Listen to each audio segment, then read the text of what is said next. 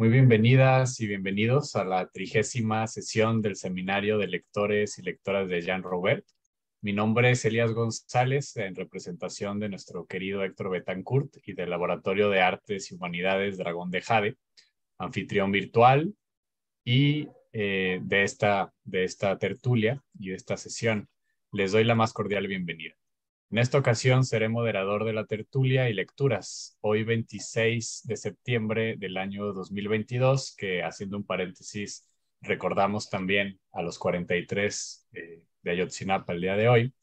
Continuaremos la reflexión en torno a la lectura del texto titulado Nuevas preguntas sobre arte y arquitectura de Jean Robert. Agradeciendo de antemano a nuestro querido amigo Rafael Mondragón, quien nos ilustrará con su reflexión y comentarios. Voy a pasar la palabra a Alicia Dorantes, quien también está coordinando este seminario, para que nos presente a nuestro comentarista del día de hoy. Adelante, Alicia. Sí, muchas gracias. Rafael Mondragón, Villahermosa, Tabasco, 1983. Es investigador del Seminario de Hermenéutica del Instituto de Investigaciones Filológicas de la UNAM y colaborador regular en círculos de lectura, talleres de educación popular y experiencias de trabajo cultural comunitario. Sus áreas de interés son las pedagogías alternativas, las experiencias de acción cultural y organización popular del México reciente, y el pensamiento crítico latinoamericano de los siglos XIX y XX. Entre los libros que ha escrito y coordinado están La literatura como refugio, Palacios de palabras a lo largo del mundo, 2022, Vida que resurge en las orillas, experiencias del taller Mujeres, Arte y Política de Ecatepec, 2020, con Manuel Amador, y La escuela como espacio de utopía. Algunas propuestas de la tradición anarquista, y coordina la cooperativa editorial Heredat. Bienvenido, muchísimas gracias por aceptar. Continuamos. Gracias, Alicia, gracias, Rafael, bienvenido. Y bueno, vamos ahora a pasarle la palabra Bueno, pues vamos a comentar ahora un texto de Jean que yo considero que es como el corazón de su pensamiento y al que volvió repetidamente como arquitecto, como urbanista. Estas preguntas que voy ahorita a leer fueron como el centro al que él regresaba constantemente. O sea, escribía, aparentemente cambiaba de tema. Sin embargo, este análisis de lo que voy a leer ahorita aquí, estas preguntas que él se hace en este texto, están siempre presentes en cualquiera de sus textos, en los textos sobre los zapatistas, sobre la subsistencia. Parecería que no tiene nada que ver con esto, o en sus textos sobre Saint-Denis, sobre la arquitectura. Parecería que no, pero que no es el tema, pero yo siento que siempre en todos sus textos que hemos revisado aquí y que podremos seguir revisando, estas preguntas están ahí explícita o implícitamente. Aquí están explícitamente expuestas. Y por eso yo pensé que quería leerlas muy lentamente, como para que nos deje el camino del pensamiento de Jean Robert bien afianzado en aquellos que estamos tratando de leerlo en este seminario. Entonces, la primera, nuevas preguntas sobre arte y arquitectura. Aquí hay que ver, él habla de arte y de arquitectura, los conecta para iniciar. Luego dice, quisiera entender cómo los lugares heterogéneos se han transformado en el espacio homogéneo de la modernidad. Este es uno de sus fines. Este fin lo encontramos en toda su obra. Dice, lugares de ayer, espacios de hoy. Me propongo describir la marcha de la modernidad como el paso histórico de la percepción de lugares, percepción a través de los sentidos, a través del cuerpo, cada uno único, dice, limitados pero abiertos hacia lo infinito. Y aquí ya está dándonos una definición al concepto de una extensión limitada. Esta es el concepto del espacio, ¿verdad? Dice el tránsito de la percepción de lugares al concepto de una extensión ilimitada, pero finita, inmensa, pero sin más allá. Modernizar es espacializar. Y aquí sintetiza en unas cuantas frases, está sintetizando su crítica al concepto de espacio. Y reconoce, es una extensión ilimitada, pero finita, inmensa, pero sin más allá. Entonces, aquí vemos cuál era la crítica profunda, aunque parezca muy encapsulada, muy sintética, como era el pensamiento de Jean Robert. Aquí está su crítica profunda al concepto de espacio en la arquitectura. Y luego dice, modernizar es espacializar, volver todo espacio, todo concepto de espacio inmenso sin más allá. Entonces ahora paso a la segunda pregunta. Quisiera comprender cómo el símbolo se ha transformado en ornamento antes de ser expulsado de la arquitectura. Fíjense, es otra vez este nivel simbólico profundo, místico, espiritual, se transforma en un ornamento y a la hora que este ornamento se puede expulsar de la arquitectura. Y entonces dice, Saussure y sus epígonos redujeron el símbolo al signo e insistieron en su carácter arbitrario. Por ejemplo, la palabra árbol no tiene nada que ver con el arborescente y se dice que es intercambiable con la palabra tri. No sucede lo mismo con el símbolo premoderno. Fíjense, aquí es donde está separando y enfatizando la diferencia. Gerhard Ladner habla de la participación ontológica del símbolo medieval, es decir, de su consubstancialidad con su referente. Aquí no es intercambiable, no tiene nada que ver con lo que emerge de Saussure y de todos y del símbolo como signo, ¿verdad? Y aquí vamos a la tercera pregunta. Quisiera vislumbrar cómo la complementariedad entre el aquí y el más allá ha dejado de ser percibida, dejando el aquí sin matriz o sin madre. Quisiera analizar la moderna vacuidad del más allá. ¿Ven? Aquí es donde el más allá se queda vacío, ya no existe, tal y como se expresa en el concepto de espacio. Entonces aquí hay toda una trayectoria que delimita ya con una lucidez y con una economía de palabras y con una elección conceptual muy precisa. Y pues yo creo que ya con esto voy a leer un poquito más. Hubo épocas en las que se percibía que el más acá tenía un complemento asimétrico en el allá. Fíjense aquí lo que está diciendo. Es el complemento asimétrico del género. Está aquí usando el mismo término o las mismas palabras, el mismo concepto de complementariedad asimétrica que se usa para definir el género vernáculo.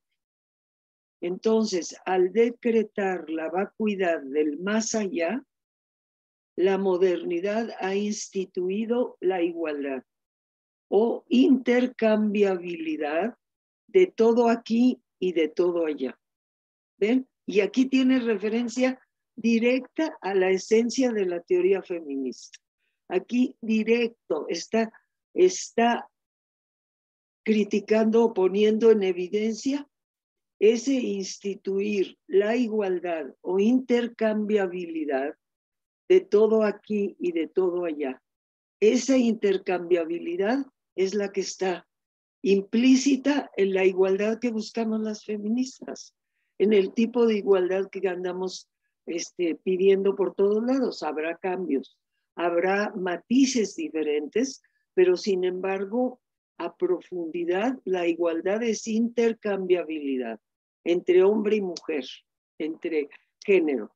Y aquí está puesto en el contexto de un universo de pensamiento ontológico que hace ver lo relativo y lo ridículo y lo intrascendente de estar pidiendo esa igualdad, esa intercambiabilidad entre el género masculino y femenino. Dice más adelante, se funden en un acá neutro que llamamos el espacio. El acá neutro que llamamos el espacio feminista, y del cual decimos que contiene la totalidad de los seres. El espacio neutro que decimos que contiene la totalidad de los seres, todos los seres neutros. Entonces yo creo ya aquí es realmente esto muy concentrado que debemos de traer permanentemente a la mano para citarlo, para explicar el espacio, para explicar la arquitectura, para explicar el aquí y el más allá, para explicar el género. Este es una cápsula teórica ontológica imprescindible del pensamiento de Jan Robert, conectado con Ivanovich. Bueno, muchas gracias. Yo quiero, yo creo que aquí ya leemos en colectivo y luego nuestro comentarista Rafael nos va a aportar sus comentarios. O sea, ya podemos después discutir, Rafa, de lo que acabo yo de interpretar también, ¿eh? Bueno, entonces, ¿quién comienza? Héctor siempre comenzaba. A ver, ¿quién quiere comenzar? Yo puedo comenzar donde me diga Rafa que seguimos. Tú dime. Pues, ¿qué te parece el siguiente párrafo, Elías? Sí. No quiero. Ándale, y vemos si hacemos una pausa allí o le seguimos. Perfecto. No quiero dar a estas preguntas un carácter especulativo. Como lo anunciaba en un artículo anterior, del aquí, del allá, de un poodle y del sentido de la proporción en la arquitectura, quiero abordarlas y reformular a través de la historia de la arquitectura. Voy a tratar de responder mis preguntas tomando los ejemplos de la arquitectura gótica. La primera iglesia gótica que se construyó fue la Basílica de Saint-Denis, cerca de París, inaugurada en 1144 bajo la jurisdicción del abad Suger. Este inventó el estilo gótico al querer traducir en piedra los postulados de la filosofía teológica de su tiempo. Qué hermoso es. Su siglo, el XII, es de una frescura creadora sin par, por lo que fue comparado con el Renacimiento. El siglo que vio nacer el arte gótico renovó el misticismo y fundó la filosofía escolástica. Sus grandes temas la búsqueda en la poesía, la unión mística, la questión en la escolástica, caracteriza una nueva forma de devoción orientada hacia el sentido del mundo, la verdad y Dios. Estas preocupaciones motivaron un cambio de estilo para hablar con el lenguaje de la historia del arte, que sacudió profundamente la historia de las imágenes, la historia de las formas. Frederick Onley, quien es aquí uno de mis guías, habla de un cambio en la imagen de Dios y del hombre que se manifiesta simultáneamente como un cambio en las formas de la devoción y en el estilo del arte y de la arquitectura. Yo creo que hasta ahí, ¿no? ¿O cómo ven? Okay. Que está muy bueno y está muy denso. ¿Cómo ven? ¿Hay alguien que quisiera compartir algo de lo que sintió, de lo que reflexionó, de lo que le pasó con estos primeros párrafos?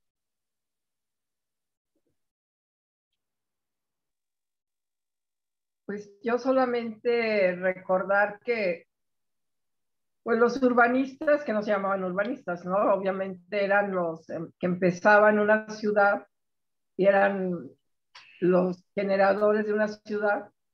En este caso fue Saint-Denis, que nos contaba Jan, que caminó cuando murió con su cabeza en la mano y donde se quedó, ahí fundaron el templo, la basílica. Nada más eso para recordar a Jan. Qué maravilla.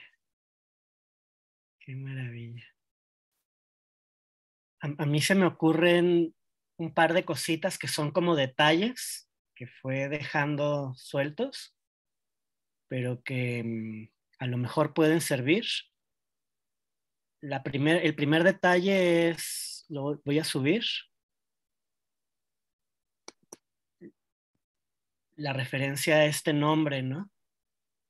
Porque Gerard Ladner fue uno de los profesores de Iván Illich cuando Iván era joven y uno de los autores, de los pensadores que él daba a estudiar a los primeros misioneros cuando llegaban a lo que después adquirió el nombre de SIDOC. Ladner fue un monje, un especialista en historia de la teología. El texto que Illich contaba que daba a los misioneros es un texto sobre la teología del amor. Pero este otro que no es ese que a Illich le gustaba dar o que contaba que le gustaba dar, es un texto muy interesante, ¿no? Muy, muy bello porque pues tiene que ver como con la función sagrada del lenguaje artístico. Y quería retomar algo que decía Silvia, ¿no? Ahorita que estaba leyendo ella esta parte, tiene que ver con una pregunta que está en lo que acaba de leer Elías, ¿no? ¿Cómo se hace para adquirir conocimiento de lo que está más allá de nuestra experiencia?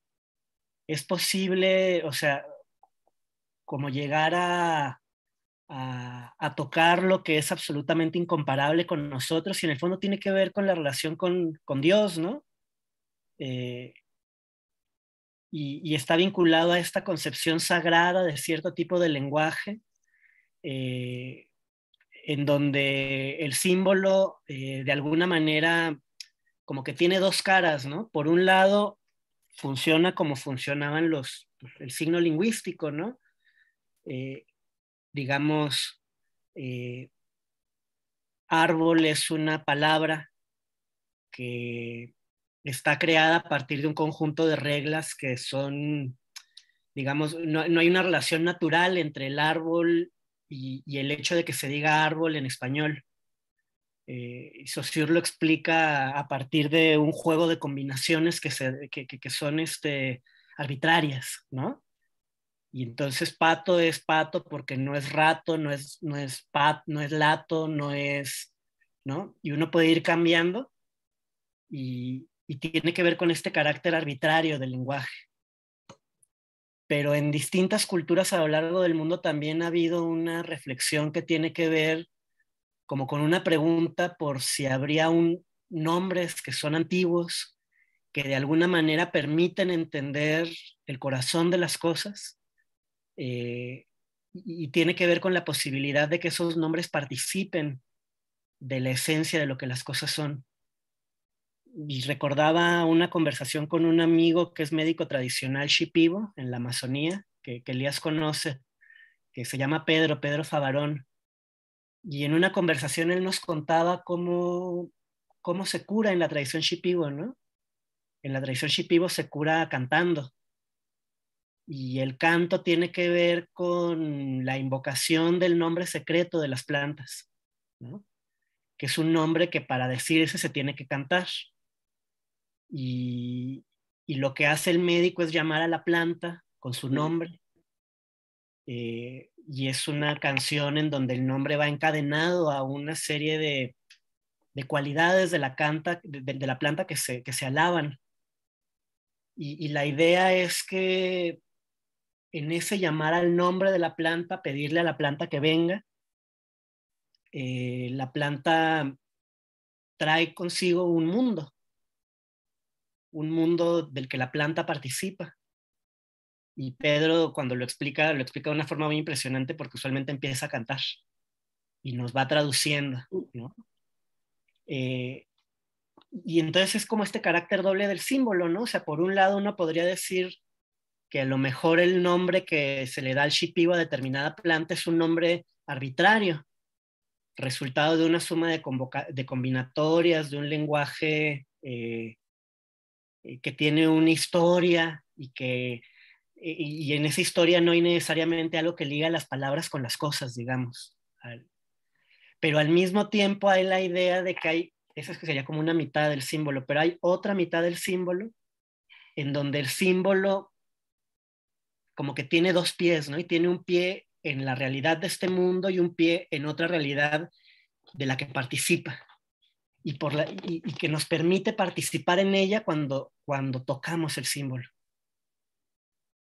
Y eso, regresando al ejemplo que les estoy dando, que es un ejemplo posible entre varios, ¿no? O sea, Platón discute esto desde otro lado en el Cratilo. Hay distintas tradiciones a lo largo del mundo que han discutido esta pregunta que tiene que ver en el fondo, es una pregunta por la significación, ¿no? Como por el corazón del lenguaje. Claro, cuando uno piensa desde una perspectiva profana, los cantos que cantan los shipibo, uno dice, pues estos son poemas, ¿no? Y son formas bonitas de hablar de la planta. Y esa es la reducción de la densidad existencial del símbolo, ¿no? Una densidad existencial que tiene que ver con que cuando uno, o sea, no cualquiera puede cantar esas canciones y cuando las cantas, las canciones te transforman a ti. O sea, el llamar a la planta te hace participar de la realidad que la planta invoca y ese participar transforma al cantor. Por eso esas canciones solo las pueden cantar ciertas personas en ciertas circunstancias y no es algo con lo que se pueda jugar. Entonces es un ejemplo posible entre varios de cómo la reducción del símbolo a ornamento comporta un empobrecimiento. Por ejemplo, en este caso de la canción, pero ese empobrecimiento es un empobrecimiento de nuestra vida, de nuestra relación con la salud, de nuestra relación con el llamado mundo natural, de nuestra relación con, ¿no? Con todo lo que esa canción comporta, ¿no? Y un empobrecimiento con nuestra forma de habitar la tierra, ¿no? Como para hacer un enlace con la vez pasada que nos encontramos. Cuando yo les decía, yo creo que estos dos textos de Jan tienen que ver con una problemática fundamental de este círculo de amigos y amigas, que es la problemática del habitar. Y la problemática del habitar está en este grupo de amigos y amigas, está vinculada a la pregunta por el lugar, ¿no? El lugar opuesto al espacio, como decía ahorita Silvia. Y lo que pasa cuando somos capaces de habitar los lugares de forma indómita. ¿Qué es lo que se pierde de la experiencia del mundo, ¿no? De nuestra manera de construirnos, de trenzarnos relaciones, ¿no?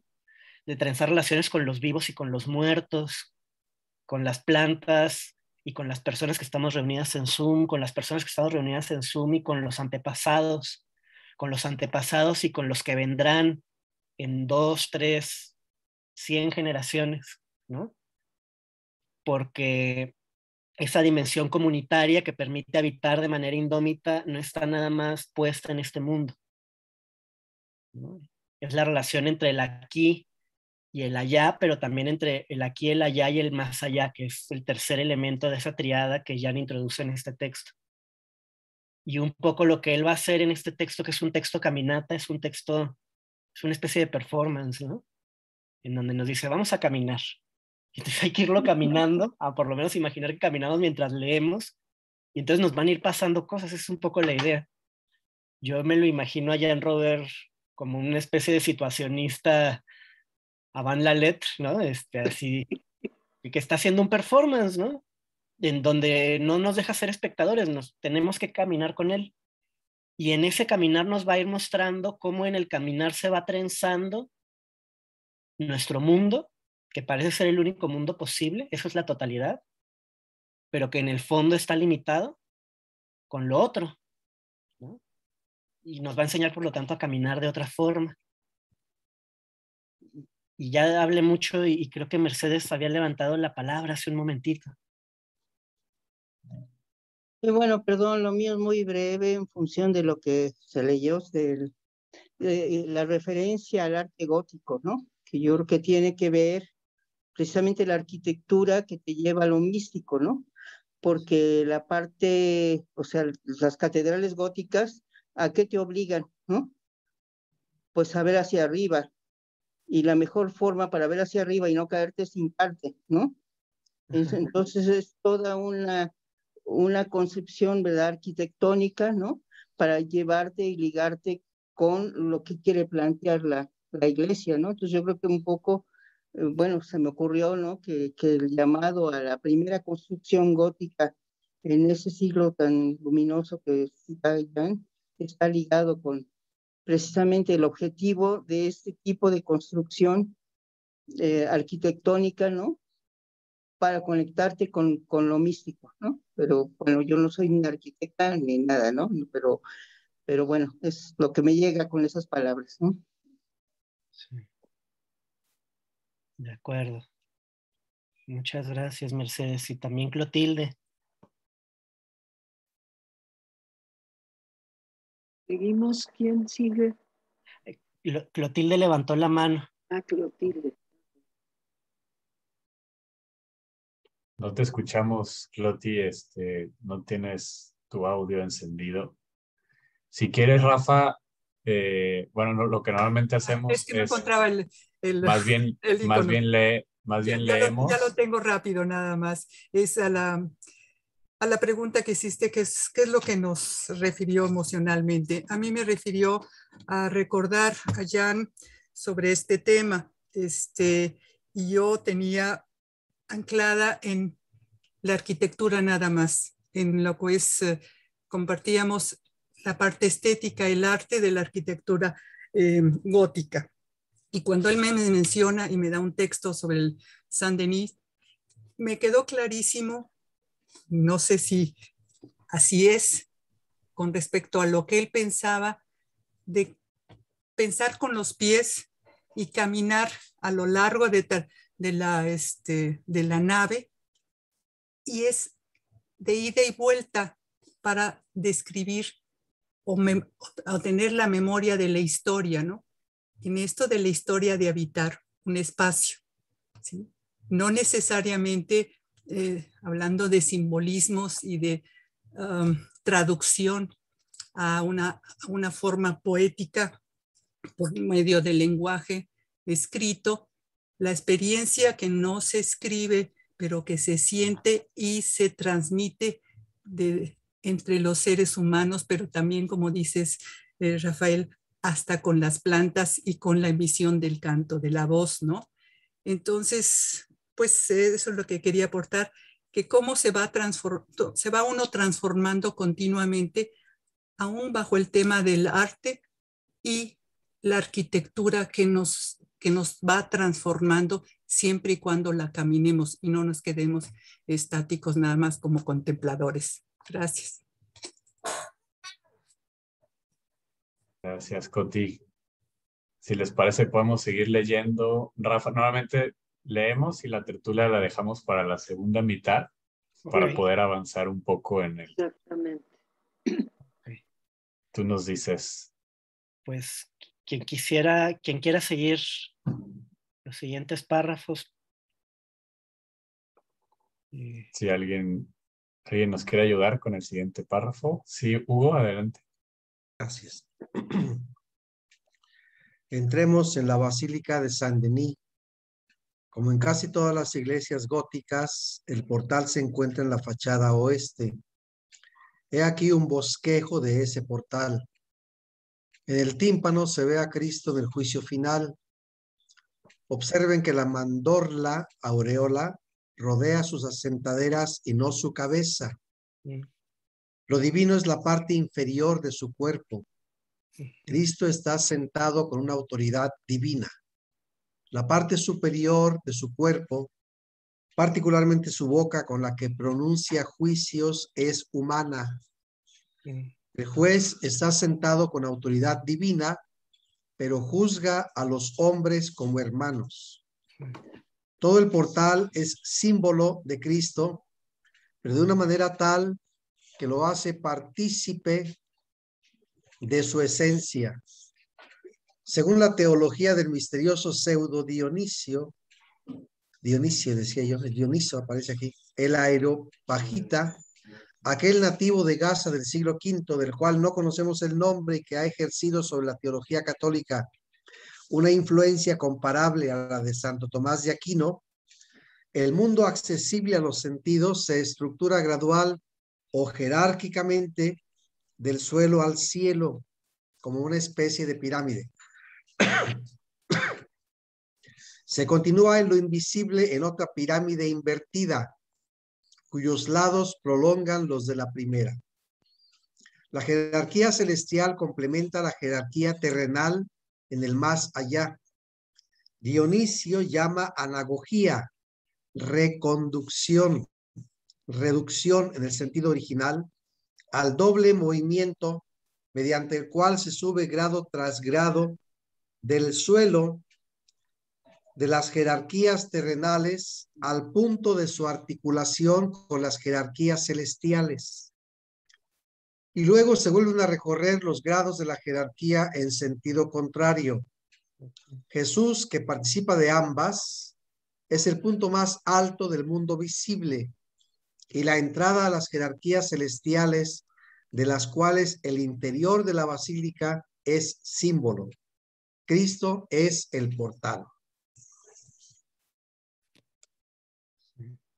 Gracias. ¿Seguimos? Ok. Quizá antes Adelante. de seguir, no sé si tienen ganas de ver esto que leyó Hugo. Sí. Sí. Les voy a mostrar y voy a tratar de poner al mismo tiempo el texto y la imagen. A ver. Esto es Saint-Denis. Es un modelo en tercera dimensión. Ahí está la entrada del lado este. Y si uno...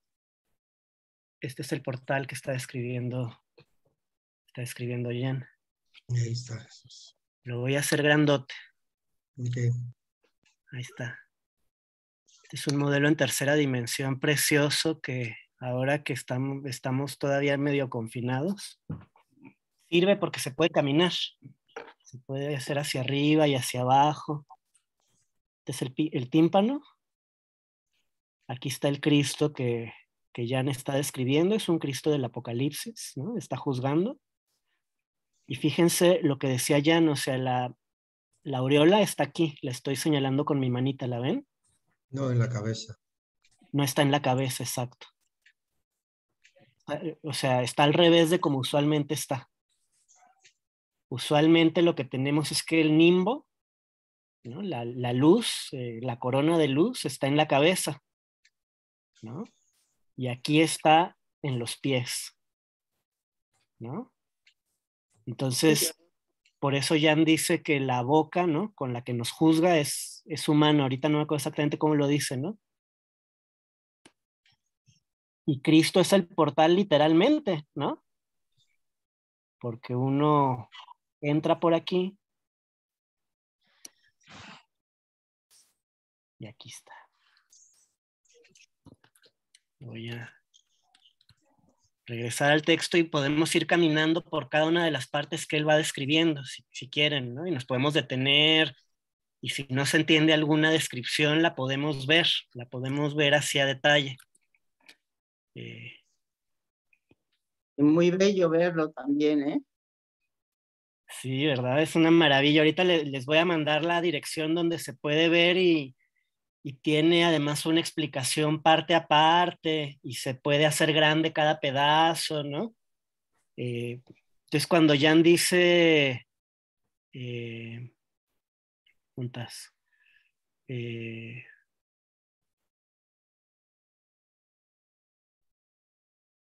esta idea de que Jesús es el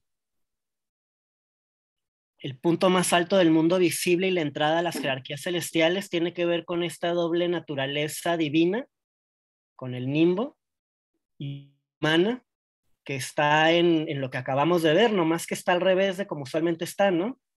Es más divino, digamos, del ombligo para abajo y más humano del ombligo para arriba. Entonces, en esto que decía Mercedes de cómo te obliga a mirar hacia arriba, van a ver que la descripción de Jan tiene un eje, tiene 3 ejes, ahorita lo voy a explicar. Uno que es, digamos, vertical según nuestra cabeza. Entonces uno puede ver lo más divino y luego más humano y luego más divino otra vez a Cristo. Otro que es horizontal, conforme uno va caminando. Y otro que es como en diagonal. Ahorita, pero él lo explica mejor que yo, como lo estoy diciendo yo ahorita. Pero esa triple articulación está en la manera en que uno mira a Cristo, de lo más divino a lo más humano, cuando mira hacia arriba antes de entrar. Y entonces ahí es portal entre lo divino y lo humano, Cristo, pero también literalmente uno abre la puerta y Cristo es la puerta. Entonces también en ese otro nivel, Cristo es el portal, ¿no? Porque estamos en la calle y luego caminamos y el paso de lo humano a lo divino se da cuando damos el paso de un lado a otro de la puerta, ¿no? Y ahí estamos estamos participando al mismo tiempo de 2 formas de, ¿no?, un espacio a otro, ¿no?, o un lugar a otro.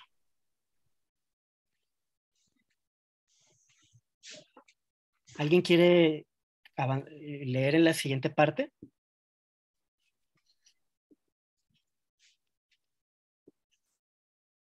¿Quién nos puede ayudar? Servando, ¿nos puedes ayudar? Sí, por supuesto. ¿Me escuchan bien? Sí. La relación entre el exterior y el interior del recinto sagrado es símbolo de la relación entre el más acá y el más allá, que es su matriz. En la exégesis de esta relación que hacen los autores del siglo XII, aparecen nociones que prefiguran el concepto moderno de espacio como la distinción de 3 dimensiones: longitud, latitud y altura. Solo que la reducción moderna de estas 3 dimensiones a los ejes X, Y, Z de los sistemas de coordenadas las amputa de su relación con lo que es, pero no está contenido en el espacio que engendran. Los símbolos más significativos de la basílica no son iconográficos ni iconológicos, no se leen en imágenes, sino que se penetran mediante la interpretación de los movimientos corporales de los feligreses dentro de este espacio, que no es el espacio moderno.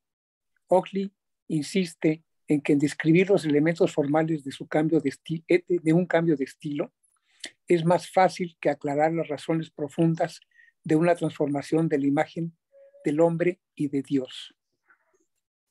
Traduzco lo anterior diciendo que desentrañar los sentidos simbólicos de la iconografía e iconología góticas es más fácil que entender la simbología anicónica de los movimientos de los cuerpos en el espacio. ¿Sigo? ¿Quieres? Al pasar Nártex, que prolonga el portal, el feligrés penetra en la nave central y progresa hacia el oriente, donde se encuentra el altar. Esta progresión longitudinal hacia el lugar de la Eucaristía es símbolo de la historia de la salvación, es decir, del tiempo entre la creación y el juicio final. Según un autor contemporáneo de la construcción de la primera basílica gótica y amigo del constructor, si el feligrés echa una mirada afuera, a la derecha y a la izquierda, podrá imaginar que ve el mundo sumergido por el diluvio desde el arca de Noé. ¿Quieren que Servando siga leyendo o quieren ver esto que Servando nos acaba de leer? Pues el paseo. La imagen. Pues sí, hagamos la promenada. Órale, bueno, entonces me voy a regresar así como si no hubiéramos entrado otra vez. A ver. Ahí está.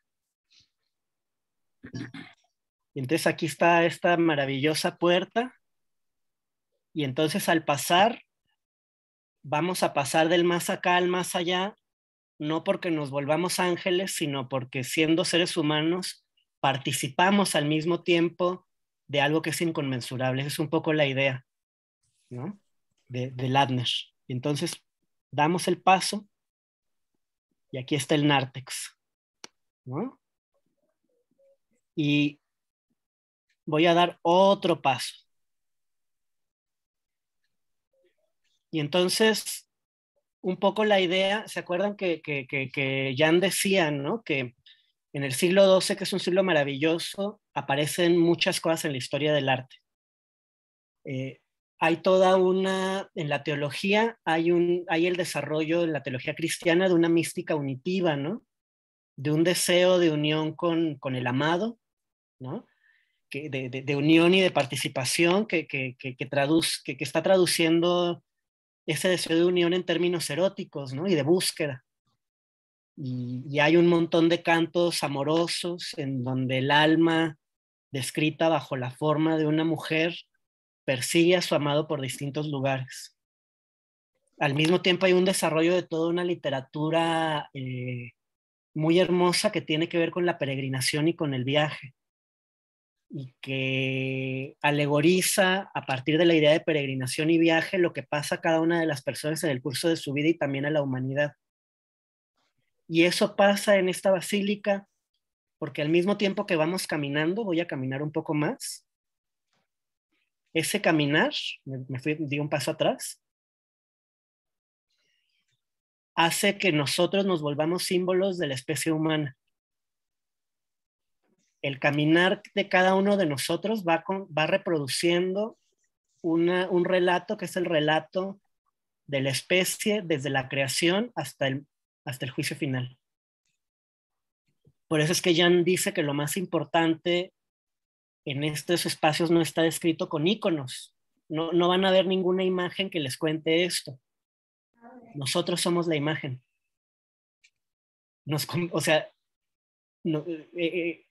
La iglesia nos hace algo a nosotros que nos convierte en símbolo de la humanidad. Y cada vez que vamos caminando, encarnamos, somos y no somos al mismo tiempo, la humanidad en toda su historia. ¿Y por qué dice que? Ya del siglo XII. Estoy mirando hacia arriba como nos invitaba Mercedes. Del siglo XII, la Basílica de Saint-Denis. Y se fijan la luz azul que entra, ¿no? Hay mucho azul de este lado también. A un lado de París. De este lado más poquito. Entonces, y aquí vean el azul, ¿no? Maravilloso, ¿no? Entonces esta sensación, o sea, la nave. Saint-Denis. Denis, pues, Saint-Denis.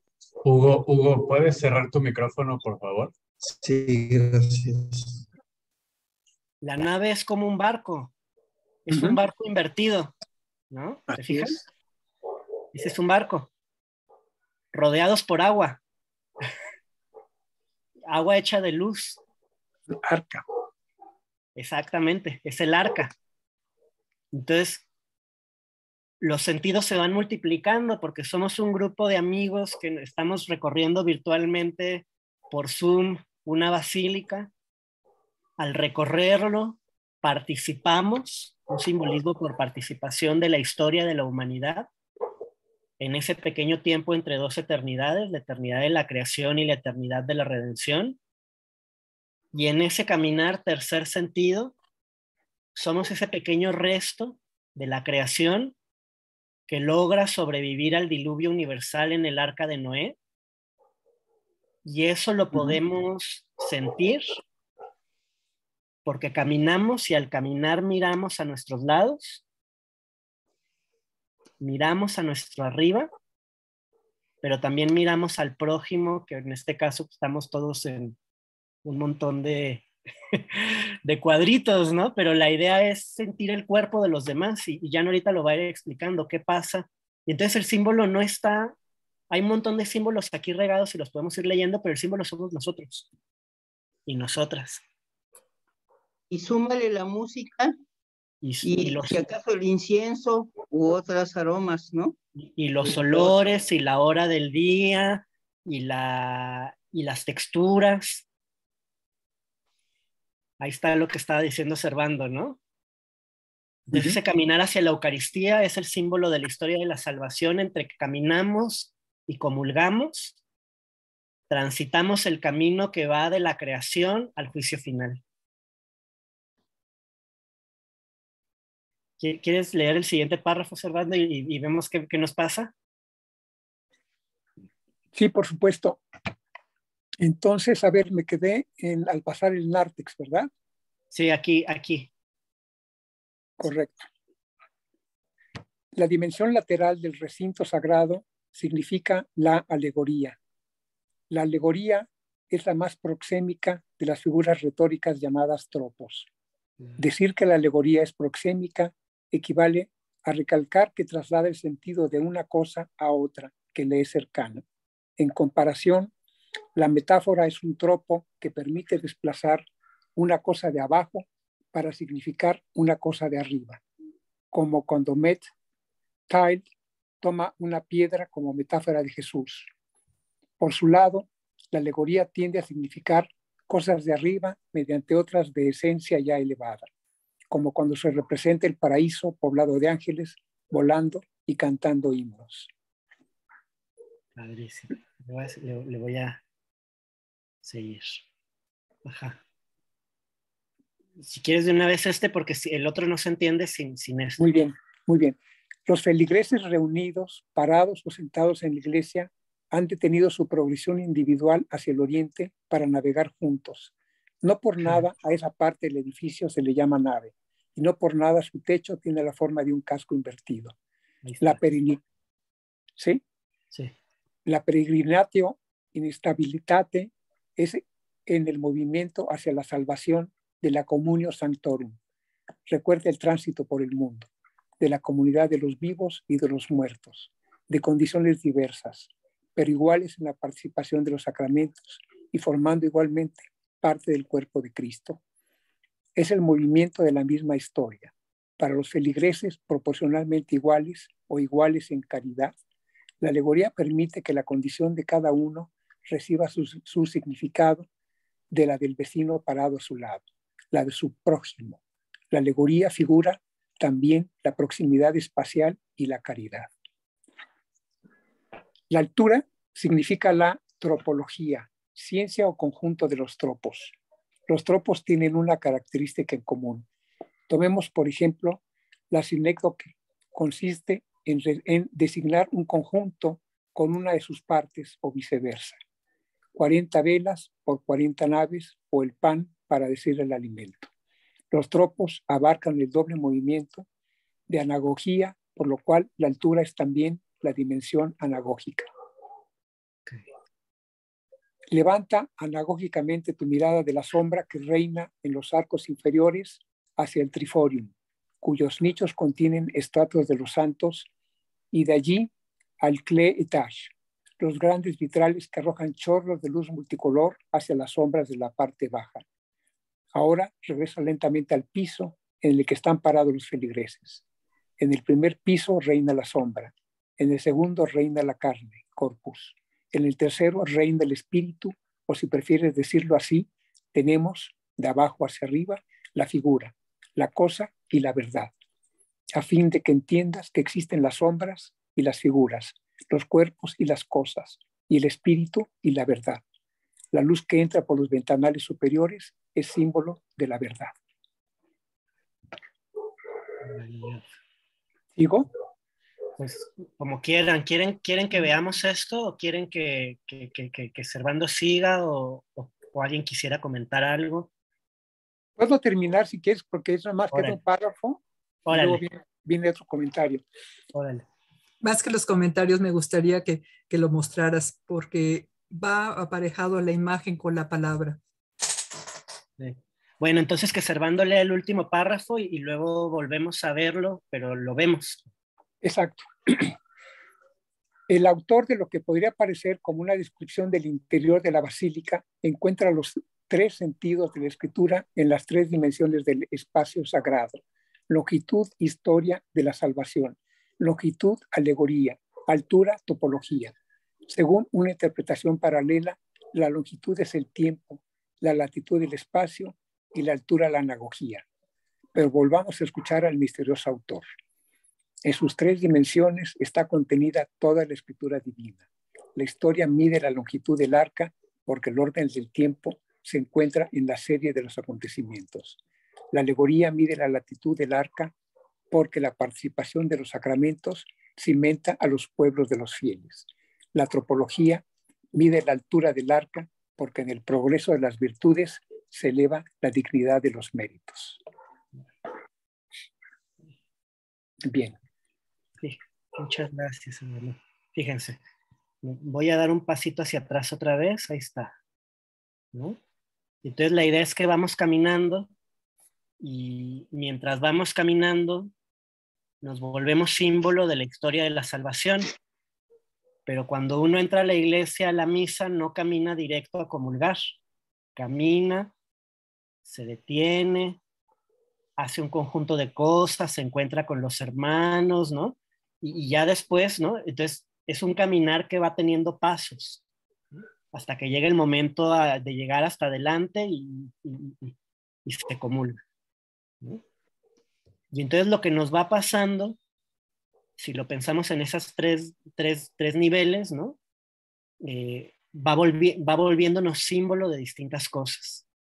Lo primero que nos pasa es que cuando nos sentamos acá, nos sentamos con otras personas. Y ahí hay digamos, y cada una de las personas con las que nos sentamos somos y no somos nosotros, ¿no? O sea, no es que dejemos de ser Silvia, Elías, Rosa, Marco, Servando, Gustavo, ¿no? Somos cada uno de nosotros y siendo cada uno de nosotros somos distintos, ¿no? Y al mismo tiempo en el rostro de cada uno de nosotros, que somos distintos, aparece el pueblo de Dios entero, ¿no? Y con nosotros, y a través del rostro de Elías, aparece el rostro de los antepasados, de los hijos, de los nietos, de la comunidad de los santos. Es una asamblea en donde los que no están, eso es la alegoría, son invocados por los que están, o se hacen presentes a través de los que están, ¿no? Y entonces Elías es y no es Elías, ¿no? Gracias a que nos juntamos, se volvió posible una asamblea que es como cósmica e intergeneracional. Es el sentido alegórico, en donde algo más elevado se presenta a través, por ejemplo, pues, del rostro de Elías. Y eso tiene que ver con esa dimensión lateral, digamos, lo que está en mis hombros, alrededor de mi cuerpo. En la dimensión longitudinal lo que va apareciendo es la historia de la salvación, ¿no? Que es la historia humana. Es la historia humana en ese breve intervalo entre la creación y la redención, las épocas que ha tenido este planeta, el camino de las civilizaciones y el sentido profundo que todo eso tiene, que es un sentido que nada más entendemos cuando nos damos cuenta que la historia humana es como un hiato entre esos dos polos que se llaman mutuamente. Y es el sentido, digamos, del eje horizontal.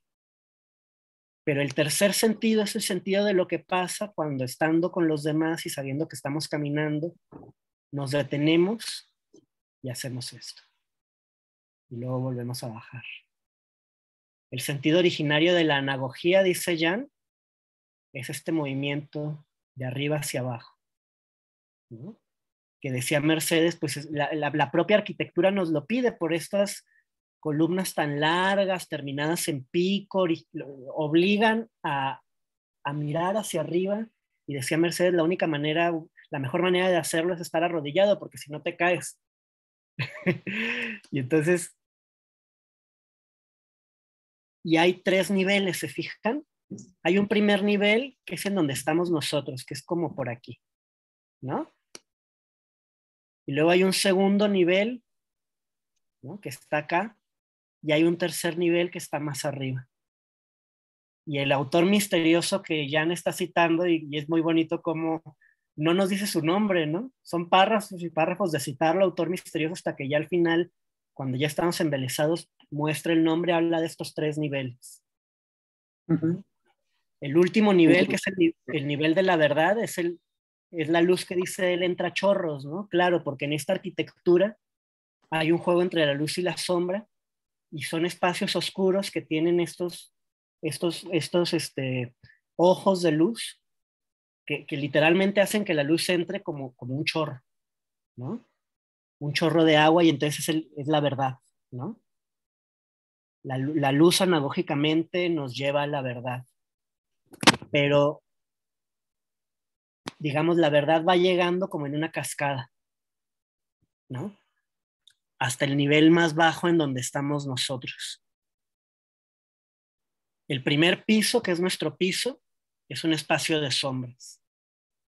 El segundo piso es el espacio de la carne.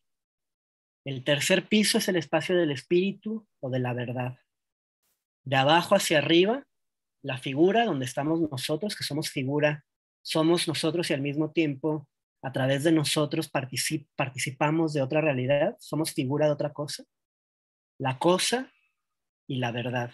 Y son los 3 niveles en el espacio, digamos, del eje vertical de la basílica. Las 3 dimensiones del espacio sagrado, dice Jan.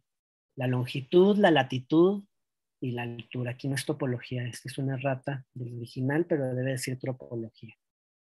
La longitud es el tiempo, ¿no? Desde la época de Noé hasta 2022. La latitud, que es digamos, la dimensión proxémica del prójimo, es el espacio, y la altura, la anagogía. En sus 3 dimensiones, dice el autor misterioso, está contenida toda la escritura divina. El orden del tiempo, la serie de acontecimientos. Ustedes saben que conforme uno va caminando por las iglesias, la iglesia va contando una historia, que es la historia de la humanidad, ordenada, orden de acontecimientos. La alegoría es la latitud, es el espacio del prójimo, en donde el pueblo de los fieles va construyéndose como si fuera un edificio cimentado, porque van participando en los sacramentos uno tras otro. Hay bautizos, la gente se casa, honramos a nuestros muertos, y ahí nos vamos volviendo pueblo. Y la antropología, porque en el progreso de las virtudes se eleva la dignidad de los méritos. Eso me parece misteriosísimo y no sabría explicarlo con claridad, la verdad. También yo tengo mis límites. ¿Quieren que avancemos un poquito más? Sí, por favor, más. si quiere leer Rosa Margarita, si nos hace favor. Acabamos de leer 2 pasajes de un texto de Hugo de San Víctor, de Arca Noé Mística, escrito poco tiempo después del inicio de la construcción de Saint-Denis, en 1140. El microcosmos imaginario del arca mística no es una descripción de la primera basílica gótica. Más bien, esta es la transcripción en piedra de las mismísimas reflexiones que Hugo plasma en palabras. Tanto Hugo como Suger pertenecen a aquella generación monástica que volvió a leer las obras de Dionisio, el Areopagita, y a interpretarlas. Hasta cierto punto, las obras de ambos son manifiestos anagógicos. ¿Sigo?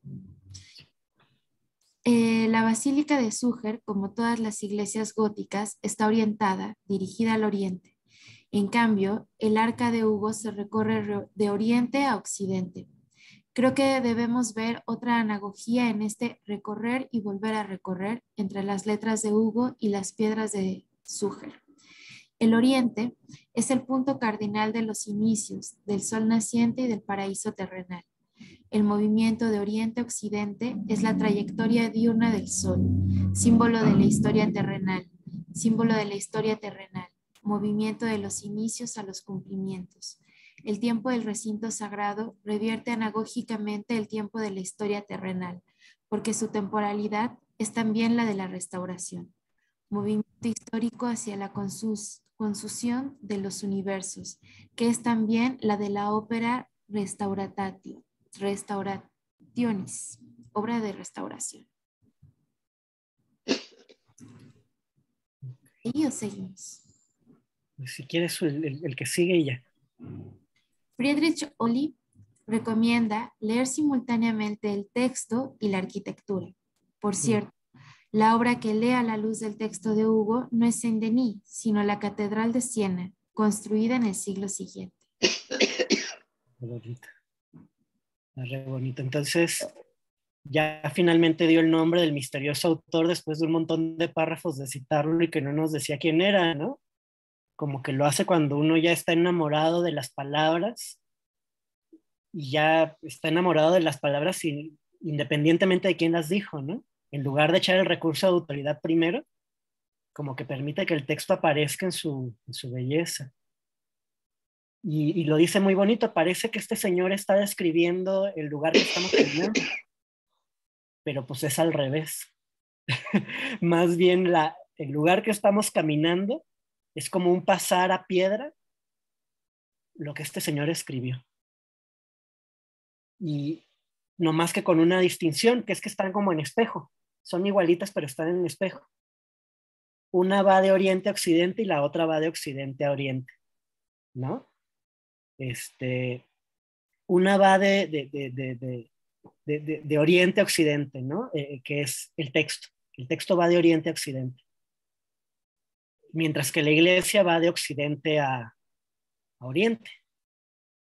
Si uno está, esto lo estoy tratando de decir lentamente porque pues, soy disléxico, siempre digo las cosas al revés, pero si estamos como siguiendo el juego de Jan de que el texto en piedra es como una traducción a piedra del texto de Hugo, ¿no? Entonces, uno lee un texto junto al otro y lo que va a pasar es que vamos a recorrer 2 veces el espacio. De occidente a oriente y luego de oriente a occidente si caminamos y luego leemos, o al revés. Si primero leemos el texto de Hugo, vamos a ir de oriente a occidente y luego de occidente a oriente, como si entráramos y saliéramos 2 veces. ¿Qué pasa si vamos de oriente a occidente? Pues seguimos el camino del sol, que es el camino de la historia humana, ¿no? El camino del sol es el camino de la historia humana porque siempre en todas las culturas lo que pasa del día a la noche ha servido para alegorizar lo que pasa del inicio de la vida al final, ¿no? Y todavía eso está en el lenguaje cotidiano, ¿no? Que ya no vivamos en un mundo, digamos, tocado por lo sagrado cuando decimos que el cenit de la civilización fulana, ¿no?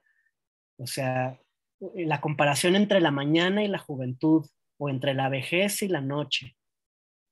Entonces, si caminamos de oriente a occidente, estaríamos siguiendo el camino del sol, que es como seguir el camino de la historia, que es lo que pasa cuando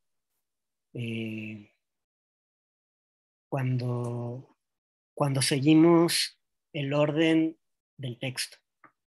Pero si seguimos el orden de la iglesia, lo que va a pasar es que va a ser como el viaje a la semilla de Alejo Carpentier. Mientras vamos caminando nos vamos volviendo más jóvenes. O el cuento del caso de Benjamin Button, que también hay una película. Y eso es extraordinario, ¿no? Porque significa que al mismo tiempo que vamos caminando, vamos a ir regresando al paraíso. Vamos a ir regresando, así como si estuviéramos poniéndole en la videocasetera, cuando había videocaseteras, ¿no? Rebobinar. Y vamos a ir viendo la película al revés, ¿no? Y nos vamos a ir volviendo más jóvenes, luego vamos a nacer, luego vamos a ver a nuestros padres, luego vamos a ver a los padres de nuestros padres, luego vamos a ver a Adán, y luego vamos a entrar al paraíso. Entonces, fíjense, si leemos los dos textos juntos, lo que va a pasar es que al mismo tiempo que los leemos y vamos caminando, vamos a recorrer la historia de la humanidad y después vamos a regresar al paraíso. Que es un poco lo que pasa cuando uno entra a una iglesia, ¿no? Y entra y sale. Y por eso es que nos transformamos, ¿no? Porque, digamos, somos cada uno de nosotros y tenemos nuestros trabajos y nuestra vida cotidiana. Y les contaba la vez pasada que yo tengo una hija que ahorita no se quiere dormir, la estoy escuchando. Y luego camino y entro a otro tiempo. Y en ese entrar a otro tiempo, entro en relación con mi papá que está muerto gracias a que puedo caminar con ustedes, porque a través del rostro de ustedes, pues llega la comunidad, ¿no? Y al mismo tiempo voy caminando un camino que tiene que ver con recorrer la historia de la humanidad del principio al final, y del final al principio, y al principio más principio del principio, ¿no? El atisbo del paraíso, y luego regreso y vuelvo a ser papá. ¿Sí me entienden? Y fui transformado, por eso regreso de otra forma.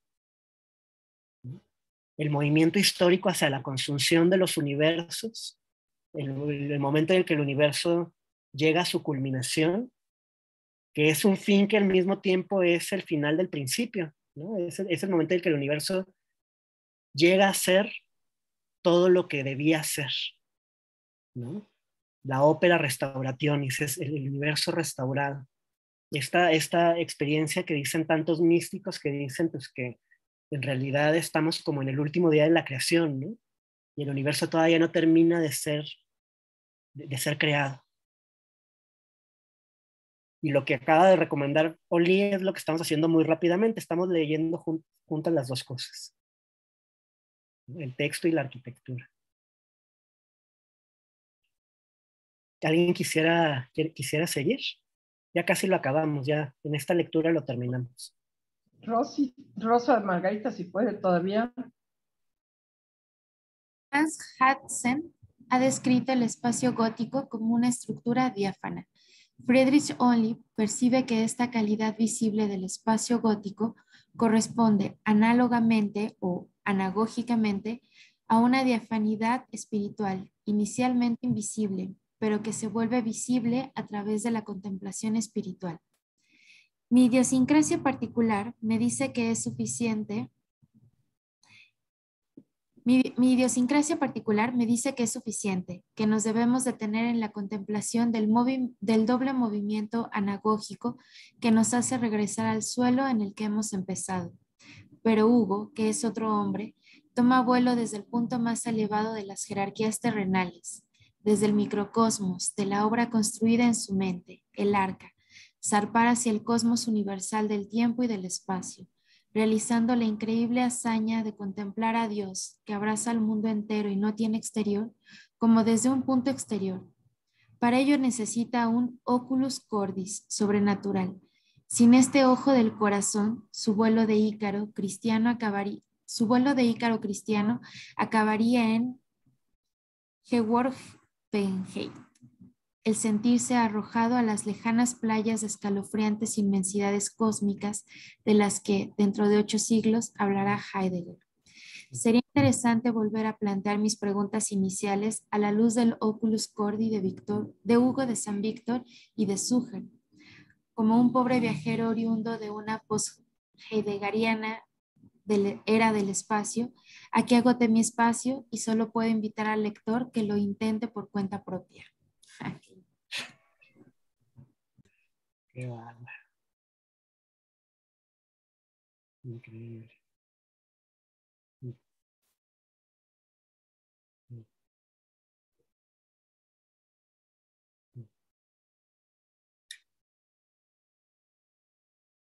Pues no sé, Elías, ¿qué sigue? ¿Qué hacemos? Pues, si quieres dar un comentario, No, aunque la verdad es que es un texto que invita a la contemplación, la verdad, más que otra cosa. Pero por la cuestión del tiempo podríamos abrir la tertulia, quizás eso anima la conversación. Y a lo mejor si dejas de compartir pantalla para que nos podamos ver y eso. Pues está abierto el micrófono si alguien quisiera, y a partir de ahí también, Rafa, si te gustaría tejer algún comentario a partir de lo que los demás dicen. Sí.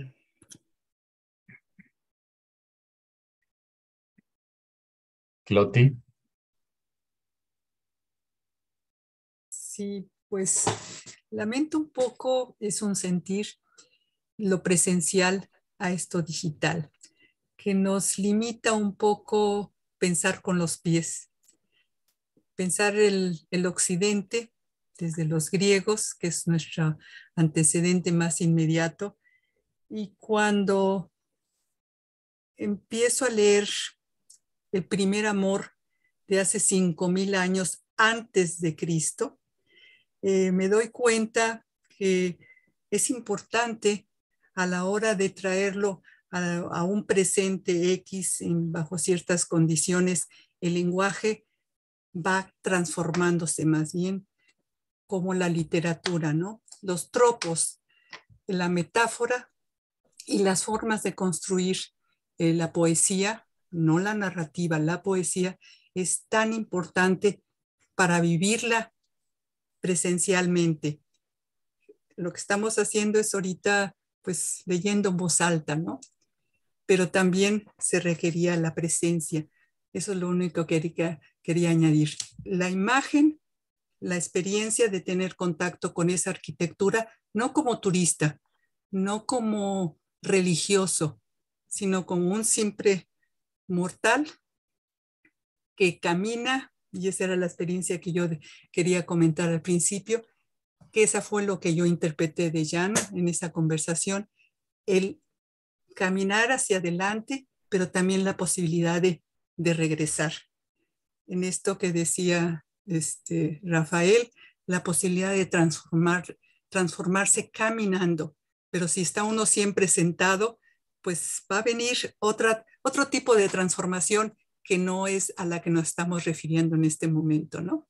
Que también es interesante ver cómo este contenido, estos signos, estos símbolos, esta interpretación se va a ir en el stream del dedito, pero no de los pies y no del contacto físico, que eso dice algo más que la sensualidad de los sentidos, ¿no?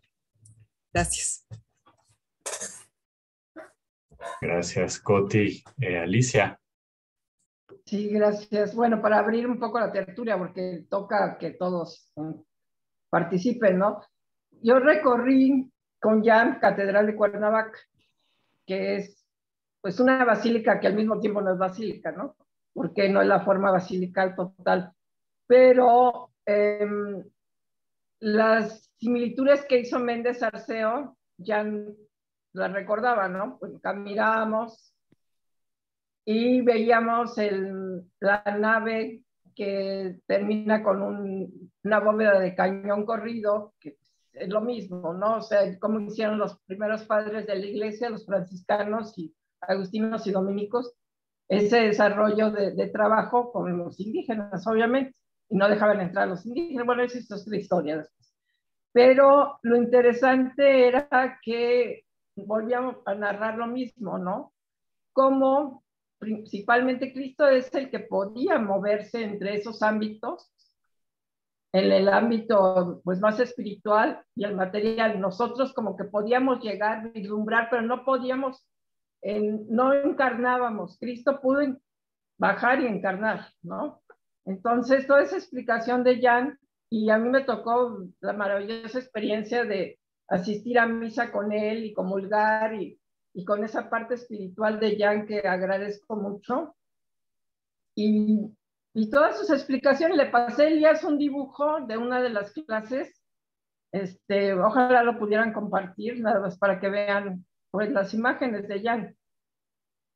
Y es todo, ojalá sí. que... Claro que sí, déjame, dame un segundo.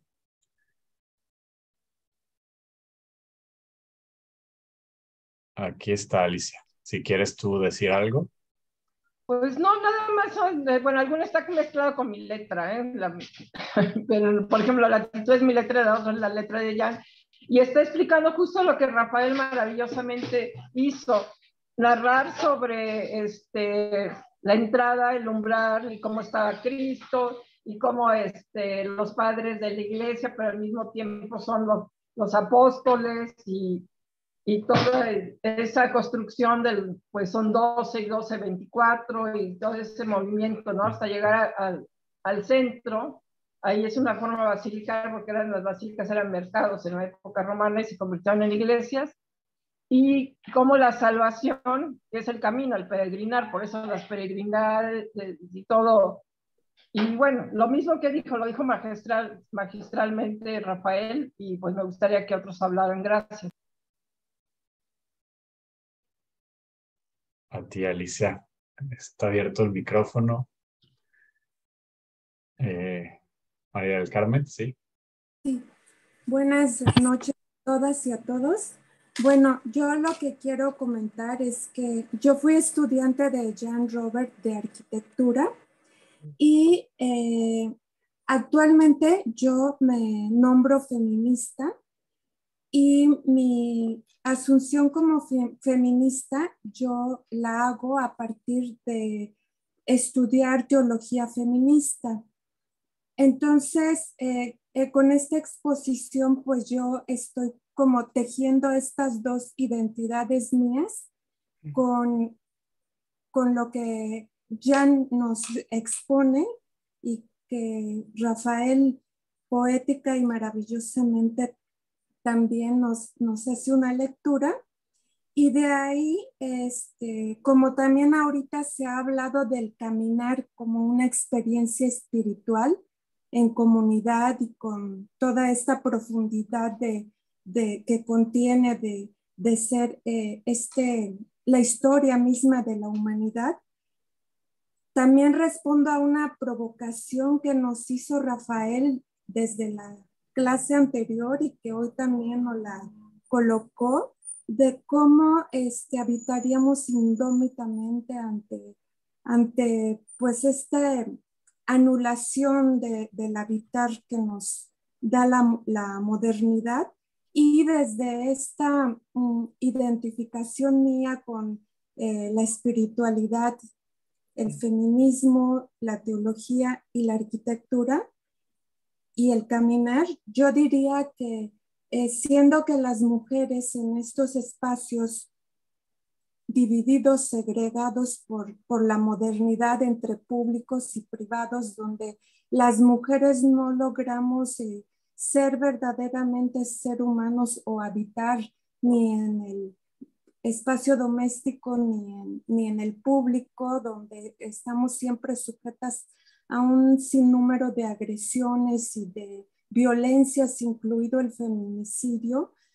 Creo que una forma indómita de habitar es que nos volvamos callejeras en colectividad, que salgamos y tomemos las calles con esta identidad de callejeras también, porque con ella también estamos contestando a esas imposiciones patriarcales y a la colocación en lo abyecto cuando muchas mujeres desbordan el espacio doméstico, salen al público y se les asigna ese epíteto de callejeras, ¿no? Entonces creo que sería una forma indómita de habitar. Gracias. Tenía la mano Hugo también. Tú nos dices, Rafa, si en algún momento te gustaría comentar comentarios también. Hugo, te escuchamos. Gracias, son muchos elementos para comentar. Inicia con una referencia lingüística con el lingüista Ferdinand de Saussure y hace explícito el asunto de cómo una palabra que no corresponde al concepto, depende del idioma, dice Rafael, en modo arbitrario, aunque yo escuché más de una vez a distintos profesores decir en modo convencional, porque era una convención, más que una arbitrariedad, una convención, que se oye menos áspero, ¿no? Por decirlo, para nombrar árbol, para nombrar perro, para nombrar gato, en fin. Y esto que yo escuché y vi me parece sorprendente porque es un trabajo arquitectónico en relación con una concepción teológica.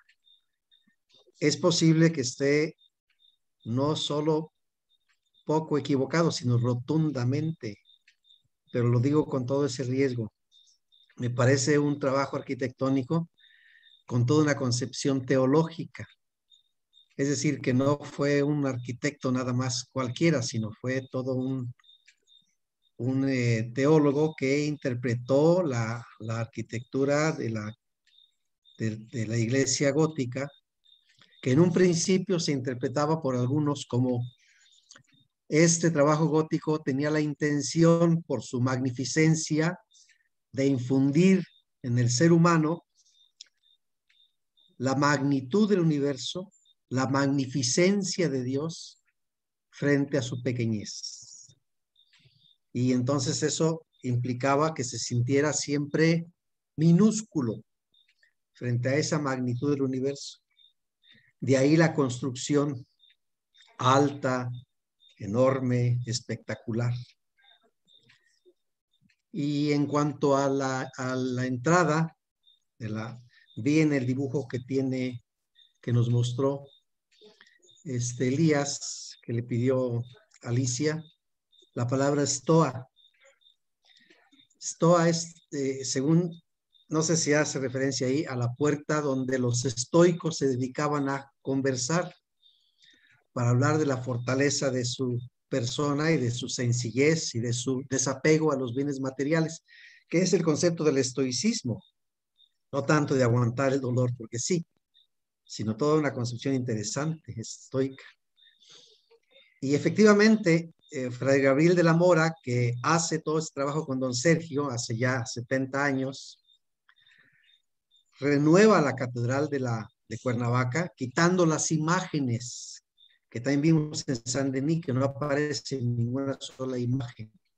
Traigan al feligrés, al creyente, al cristiano, de su caminar hacia las alturas, no quisiera llamarles celestiales, pero sí a las alturas anagógicas, o como se dice aquí. Bueno. Pero también hay una interpretación de la asamblea de los fieles, que es la misa. En el trayecto, en la puerta, en la Catedral de Cuernavaca está la pila bautismal, que es el ingreso del creyente para ser aceptado en la fe del cristiano. Y los símbolos hace referencia a los símbolos. Recuerden que empieza con los símbolos y los signos. El símbolo del agua es maravilloso, porque el agua es la vida.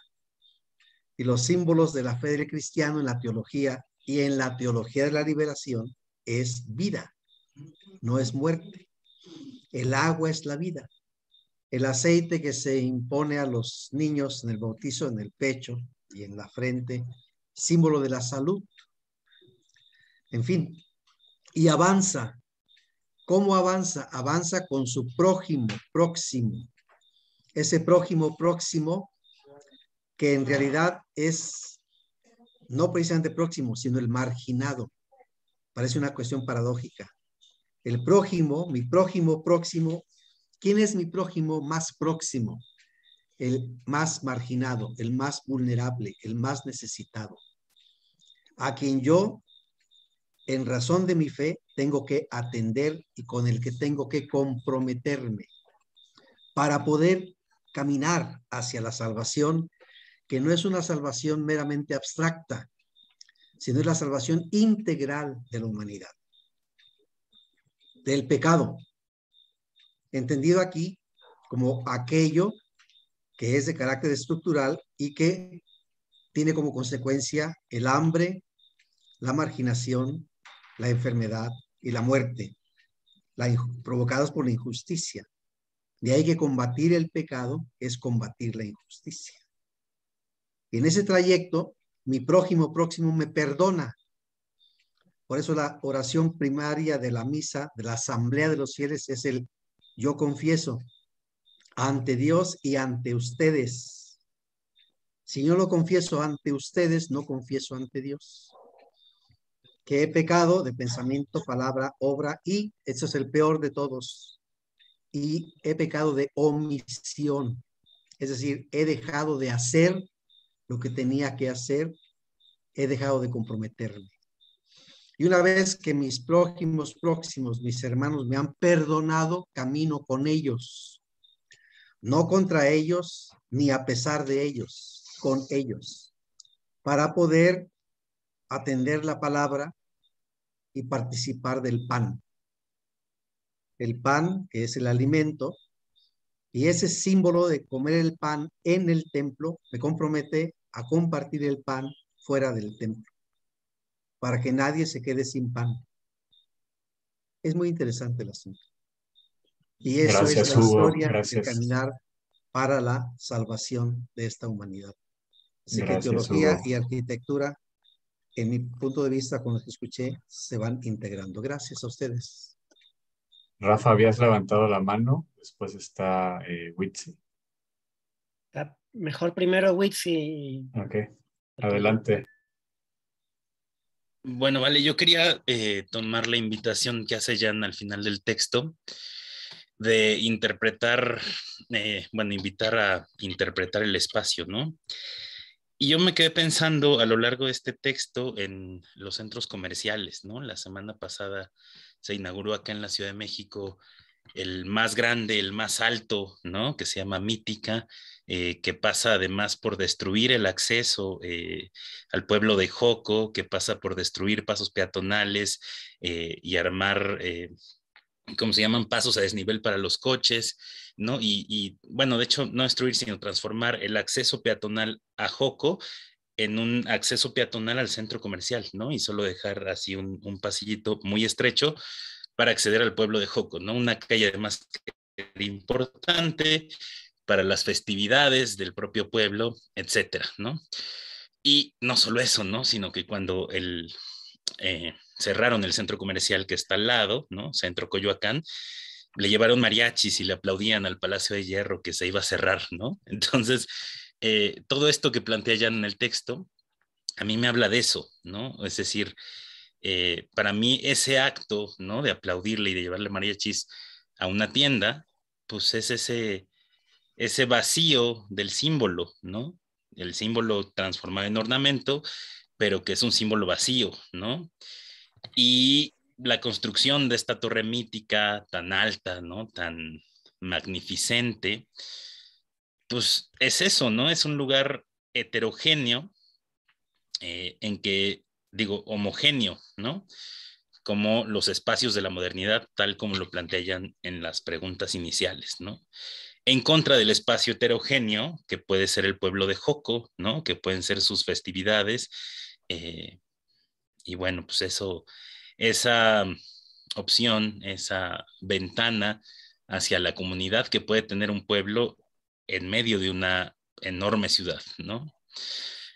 Entonces, pues eso, ¿no? Creo que el texto nos lleva de la mano, o sea, como a través de la historia de la arquitectura a ilustrar una cosa súper actual, ¿no? Que es esta cosa de cómo los espacios se homogenizan, ¿no? Y se vacían de contenido también estaba adentro de esta torre mítica, ¿no? Hay un montón de palabras que resultan palabras vacías, ¿no? O sea, hay cosas de aquí se sueña, o ven a soñar, o qué sé yo, ¿no? Una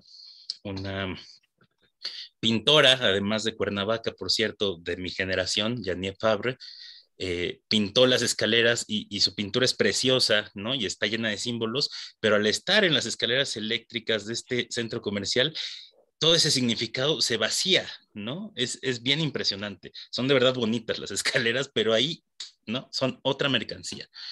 Y bueno, eso, ¿no?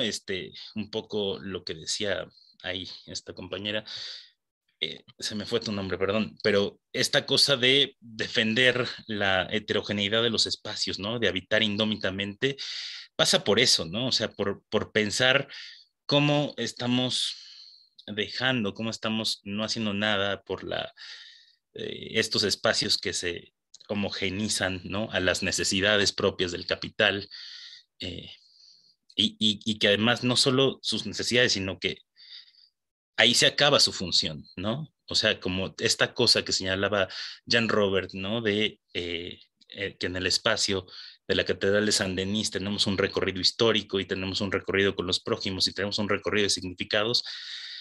Pues cada vez más espacios que tenían significado, como esta calle de acceso a Joco, pues lo van perdiendo, ¿no? Y lo van perdiendo pues con una razón muy clara,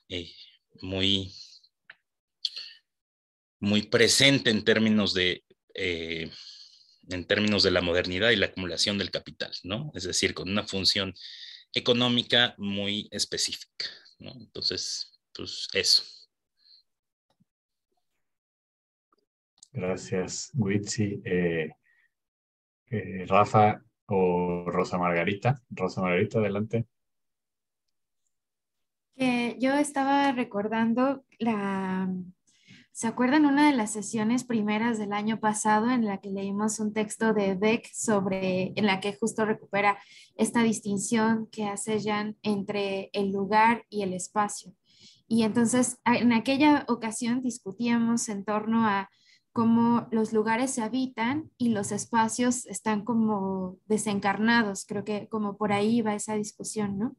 Y justo como que ahora, bueno, yo estaba pensando de nuevo en eso, porque una de las cosas muy bonitas que se dijo en aquella sesión, debe de estar el video y debe ser mucho más linda en el video, pero decía como que caminar era una forma de habitar los lugares y de hacer como, bueno, yo la tengo así la cita, caminar como forma de sacralizar el camino y de constituir, bueno, así como de encarnar los lugares también, ¿no?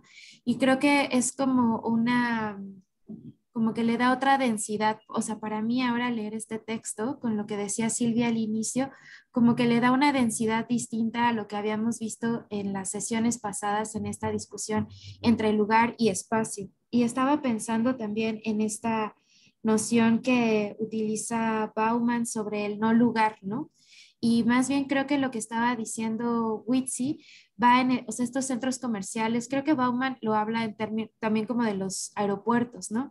Como estos, diría, o sea, Bauman lo dice como no lugares, Jan los diría como esta forma de espacios tal vez, que están completamente despojados de símbolos y más bien como recurren a una serie de signos neutralizados, vacíos, vacuos, ¿no? Y yo pensaba ahora si no habría como una progresión pensándolo, cómo se van despojando de sentidos y de posibilidades de habitar, como una progresión del lugar, como ese lugar que es habitable, que está encarnado, al espacio, cómo se va configurando históricamente la emergencia de los espacios neutros en la modernidad hasta llegar a ese punto en el que, bueno, Bauman lo llama como los no lugares, pero es como no sé cómo sea en la traducción, o sea, en el original, ¿no? En la traducción quedó como no lugar, pero a ese punto ya del completo vaciamiento del recurso pues grotesco del que hablaba ahora Witsi, de todo reducido a la mercancía, ¿no? O sea, los no lugares de los que habla Bauman son como la cúspide de eso que va narrando con mucho cuidado, me parece, o caracterizando con mucho cuidado Jean Robert, despojo de la posibilidad de habitar, de la desacralización, de la desencarnamiento de los lugares hasta que se convierten, hay que ver la traducción de Bauman, ¿no? Estos lugares vacíos, fríos, helados, en los que te puedes encontrar todo exactamente igual que en otro lugar del otro lado del universo, del mundo, ¿no? Y que justo impiden esta conexión de los sujetos con el más allá, ¿no? O sea, que creo con esa otra dimensión del cosmos de la que también hablábamos en aquella sesión pasada. Entonces, bueno, me gustó mucho como sentir que justo íbamos caminando, como decía Rafa al inicio, ¿no? Como que íbamos caminando leyendo a Jan, pero también como que siento que vamos caminando así, dándole densidad a esto que es una discusión que me gusta mucho del lugar y el espacio. Gracias, Rosa Margarita. Alicia, tú me dices, Rafa, cuando quieras entrar al ruedo. Ok, después de Alicia te paso. Gracias, toda la razón, Rosa Margarita, lo que Ilish habla de visiotipos, ¿no? Y entonces, precisamente, Ixmachir, en un libro que se llama El arte en estado gaseoso, dice cómo todo se ha convertido, ya no hay arte, sino todo es arte porque todo en realidad es estética, no tiene la función del arte de darte pues de despertarte algo, ¿no? Como una catedral gótica, sino que ahora pues verse el arte en todas partes, ves a la Gioconda con bigotes, como Mickey Mouse, en fin. Entonces nunca se ha visto tanto, pero es un viciotipo, es algo que está desencarnado, como estaba mencionando, y los lugares así están. O sea, cualquier espacio, digo, como dicen, bueno, ya qué sentido tiene viajar, que todo es igual, todos los lugares en México tienen las mismas plazas comerciales, digo, si no vas a una iglesia y no vas a un lugar, a un pueblo, como está mencionando Wixi, pues todo es igual, todo está fuera está desencarnado y ya no es ya se convierte en el espacio. Sí, Wixi me encanta porque él estuvo en la defensa del casino, lo que pasa es que era un niñito de 15 años o algo así, ¿no? Entonces, él luchó porque no se convirtiera Cuernavaca en un lugar desencarnado. Bueno, es todo. Gracias. A ti, Alicia. Rafa, te escuchamos. Muchas gracias. No, pues la comparación que hace Wixi con la torre mítica, pues que ya no tiene, que es una torre sin Dios, ¿no? Me resultó muy iluminadora y claro, lo que pasa es que los centros comerciales históricamente se construyen bajo el modelo arquitectónico, exactamente, yo también pensé en la Torre de Babel, Elías, de las catedrales, ¿no? Son catedrales del consumo, pero las columnas, los espacios abiertos, son imitaciones del modelo de la catedral, pero son catedrales neutras y vacías, ¿no? Y ya en La traición de la opulencia, en el libro que escribió con Dupuy, lo explica muy bien, ¿no? Y estaba pensando muy fuertemente en ese libro cuando Margarita hablaba. Dice, pues claro, o sea, son lugares despojados de cualidades, ¿no? Parecen ser más agradables, pero todos tienen el clima a la misma temperatura. ¿No? No son ni calientes ni fríos. La textura del suelo es igual en todos. La temperatura y la iluminación son similares. Y todos son intercambiables y todos están hechos de tal manera que se puedan recorrer fácilmente. Hay un dominio del espacio para que la gente pueda caminar y entonces pueda consumir. Y es esto que dice Wixi de la lógica del capital, y entonces pueden decir, pues claro, a ver, pues ¿cuál es el problema de quitar ese empedrado que llevaba al pueblo de Joco, que era incómodo, obligaba a que los carros fueran más lentos, ¿no? Y poner esta otra cosa, si a la hora de la hora son lo mismo, pues no, o sea, no son lo mismo porque esa heterogeneidad que implica salir del metro, y antes estaban unos tacos que luego eran muy famosos y luego los movieron a Churubusco, que eran los del Chupacabras, y de ahí entrar en el tiempo ritual de la fiesta, de un pueblo que está cerca de la Cineteca, pero al mismo tiempo, pues toma la calle, ¿no? Y uno puede ir participando de muchos mundos al mismo tiempo. Es esencial para recordar quiénes somos y qué es nuestra ciudad, ¿no? Y entonces con la excusa de ir a ver una película, yo recuerdo, esa fue mi primera experiencia en la Ciudad de México cuando era también yo un chavito y venía de visita, pues me quedé toda una noche hasta la mañana siguiente en una fiesta, ¿no? Y conocí gente. Y un poco lo que decía María del Carmen, o sea, eso permite habitar indómitamente de otra forma, ¿no? Y, y claro, porque uno diría, pues es que todos los espacios son iguales, por eso todos son intercambiables. Y en el fondo decir que todos son iguales es decir que el único mundo que existe es nuestro mundo. Y nuestro mundo en este sentido, el mundo de Mítica. Y que, por ejemplo, lo que yo les decía que dice mi amigo Pedro sobre las plantas, pues es un mito bonito, pero a la hora es una canción que habla de cosas que podrían ser dichas de otra forma, ¿no?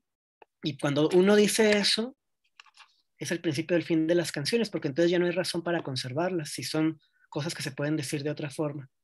Y lo que yo les digo de que aparece el rostro de mi papá si me encuentro con Elías en un ritual, pues es una manera bonita de decir algo que, pero a la hora de la hora es una ficción.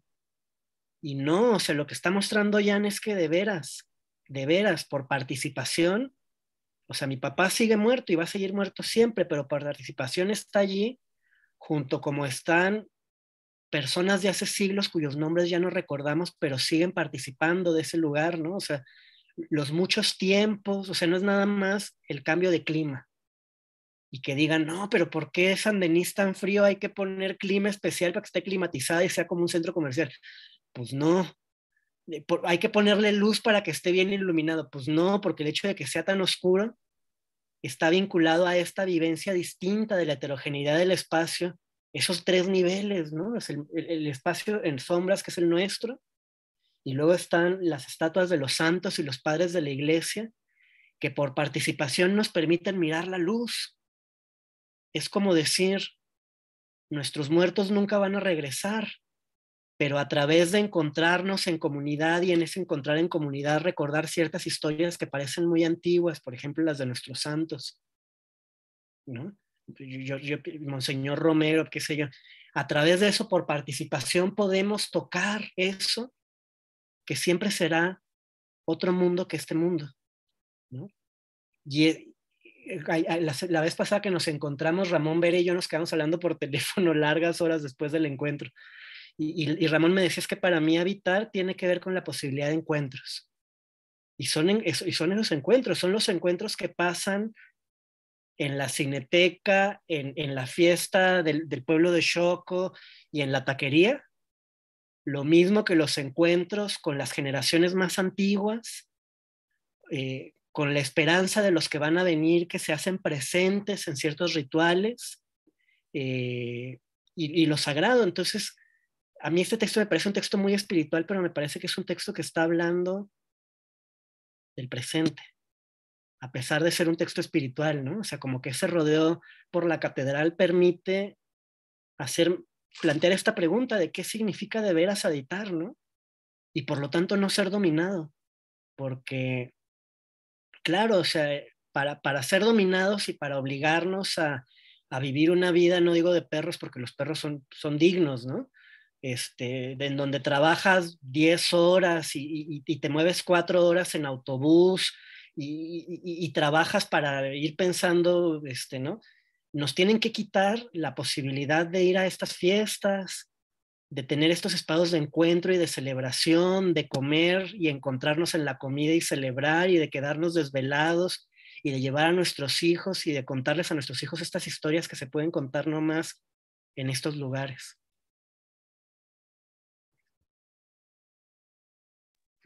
Gracias, Rafa. Pues hay dos manos levantadas, tres manos levantadas. Les pedimos pues poder ser concretos porque ya estamos en la recta final.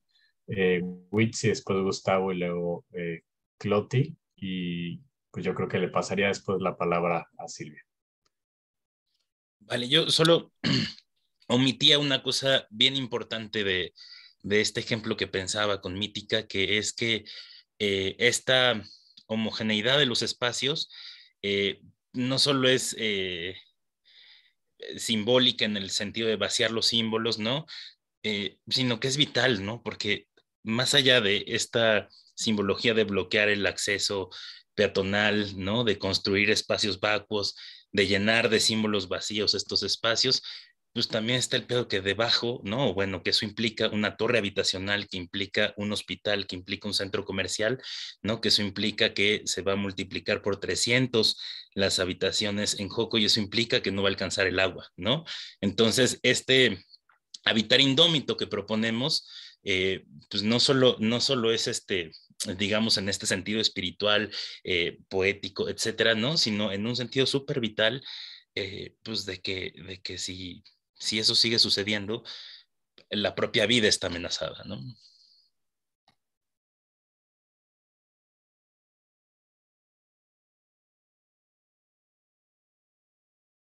Gracias, Gustavo. Gustavo Romero, adelante. Perdón, yo no he estado en las lecturas, he tenido siempre el interés porque se me cruza una clase que me ha invitado mucho Miguel Valencia. Yo no los conozco a casi ninguno de ustedes. Yo fui amigo de Jean Robert, lo tratamos de hace muchísimos años, ¿no? Soy arquitecto también y tuvimos muchas cuestiones, ¿no? Así de cercanía y me interesaba mucho. Desgraciadamente tampoco pude estar muy al principio, pero me interesó mucho y por eso me quedé de ver lo que se estaba viendo, ¿no?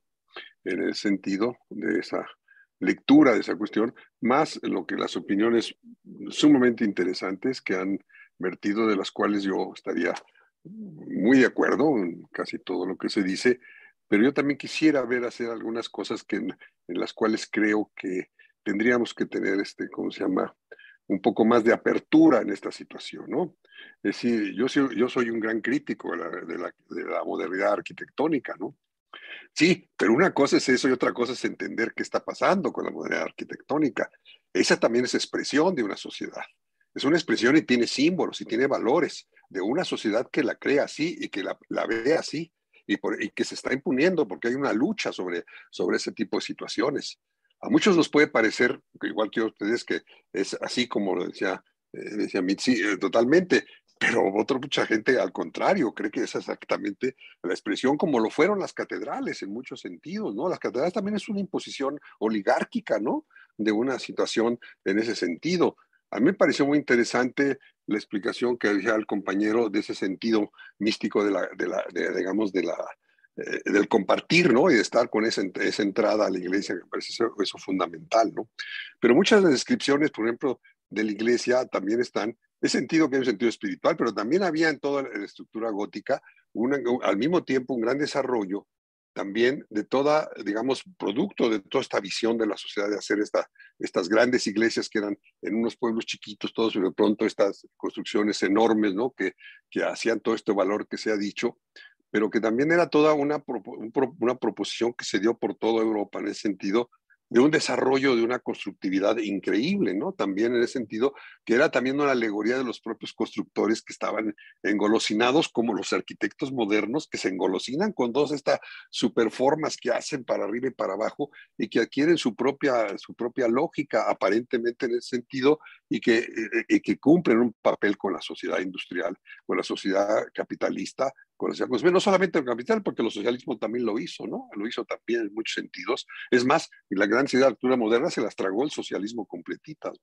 ¿no? Y cometió peores errores muchas veces que el capitalismo en términos de ese tipo de cosas. Entonces, yo creo que tendríamos que ver en mayor dimensión, o sea, no porque nosotros estemos muy de acuerdo, no entendamos también esta modernidad aplastante, ¿no? De que evidentemente es una lucha, pero yo creo que el gran problema, más que la arquitectura, es que son espacios segregativos, ¿no? Son espacios que, por ejemplo, cantidad de gente no puede entrar ahí, que ahí sí era mucho más liberal el espacio de la iglesia, ¿no? En un momento dado. Pero de las iglesias, bueno, de la paz del cristianismo, desconozco mucho la cuestión del Islam, que es una iglesia mucho más grande que la católica, por ejemplo, que la cristiana, ¿no? O de otras iglesias en ese sentido, pero en ese aspecto yo lo que veo es que a veces vemos demasiado nosotros nuestra visión de ese sentido, nos olvidamos de las otras dimensiones del mundo, de otro mundo que no sea el occidental. aún nuestras posiciones críticas. Entonces, yo lo que veo es que ese es el gran tema. El problema de que es producto, digamos, en gran parte, de las arquitecturas, que son varias, hay muchas formas de arquitectura, de hacer arquitecturas. Una de ellas es el problema de las arquitecturas del poder. Las arquitecturas del poder y las arquitecturas de las iglesias son arquitecturas del poder, ¿no? De alguna manera, en ese sentido. Y entonces, y ahora en la modernidad son además muy segregativas, ¿no? En ese sentido, porque serán los templos de consumo para los que pueden consumir, ¿no? Y no dejan entrar a mucha gente que esté mal vestida o que se vea mal en esa cuestión, ¿no? Y entonces, pero cumplen una función increíble, ahí está la gente metida, ¿no? En todos los sentidos, y lo sienten, que son igualitos en todos lados, sí, más o menos en esa cuestión, ¿no? Es muy difícil saber, digamos, una vez, digamos, había ya para terminar, más decir una cosa, me acuerdo una vieja caricatura que decía se volteaba estaba en un restaurante de uno como un hotel, y entonces volteaba y le decía a otro mesero, oiga, ¿me puede decir si estoy en el Hilton de Lisboa o el de Madrid? ¿No? Evidentemente esta homogeneidad de lo espacial y del consumo de las vidas son en ese sentido. A mí me han enriquecido mucho, nomás ahorita se me ocurrió decir algunas cosas porque creo que hay cosas sumamente ricas y polémicas, ¿no? En ese sentido de lo que se está haciendo y diciendo. Muchas gracias. Gracias, Gustavo. Cloti, adelante. Y bueno, Sí, tenemos los 2 minutos que me quedan, no quiero ampliar más que concretizar. Cuernavaca está palestinizándose en cuestión de movilidad sobre las calles. Exactamente, la cantidad de rejas es impresionante. Y aun cuando la ley constitucional y el bando único, hay negociaciones, y esas negociaciones es precisamente porque no se habita el espacio físico, me estoy refiriendo, sino se está habitando el espacio mental. El espacio mental que convierte a cualquiera, hasta de nosotros en diferentes circunstancias, a transformarse por el miedo que se permea así como el agua dentro del cerebro de muchas personas que no necesariamente tienen que tener un poder adquisitivo para ser consumidores, pero son consumidores también de soluciones que les dicen, enréjate y no importa que te agarres del chongo y económicamente no puedas, también con tu vecino. Entonces se está creando una forma de habitar físicamente que determina el habitar vamos a decir, metafórico, espiritual, ese otro mundo subjetivo que ya no va a tener cabida más que para salvas excepciones individuales, pero pequeños grupos que pueden ser denominados como sectas. Y eso yo quisiera que lo retomáramos en algún otro momento, en las geografías que estamos viviendo y cómo se están desde hace mucho tiempo, recalco, la toma de territorio físico y mental. Gracias. Gracias a ti, Cloti. Silvia, te pasamos el micrófono para un comentario final. Pues yo ya escuché muchos comentarios muy buenos de todos ustedes, unos más dentro de la espiritualidad, otros dentro de la política, con lo que dijo Witsi de esa torre mítica en México. O sea, hay muchas preocupaciones concretas de lo que está pasando hoy en día, a la que nos lleva un texto que es sumamente teórico y filológico y teológico, como han dicho aquí. Es un texto, es típico de Jean Robert, que logra este paso de un espacio, de una retórica o una narrativa o una compartición que tiene mucha profundidad filosófica, ontológica, que critica el signo de Saussure, que hace estas digamos, críticas profundísimas, teóricas, filosóficas, ontológicas y teológicas, y que de repente logra uno leerlo y encontrar una aplicación en la cotidianidad y en la política diaria. Y entonces en eso, pues yo veo que cada vez que nos vemos pasa mucho ese tipo, quizá porque ustedes todos son tipos muy especiales, son gentes muy especiales que logran extraer la concretud y la encarnación, que ya era lo que a Jan le preocupaba siempre mucho. A Jan era un tipo encarnado, no sé, creo que eso no se leyó claramente en este artículo o no se remarcó, pero hay una parte donde él dice que esta elevación que propician